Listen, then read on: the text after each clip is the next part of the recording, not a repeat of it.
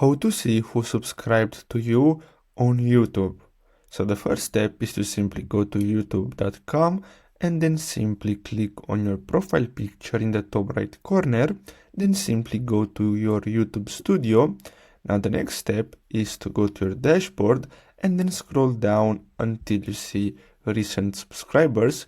Simply click on see all, and as you can see here, you can see all the people that has subscribed to you in the last 90 days. Here, if you want, you can simply sort this, and as you can see when they subscribe, and if you want, you can also subscribe to them, or you can simply click on their channel name to get redirected to their channel where you can see what they post.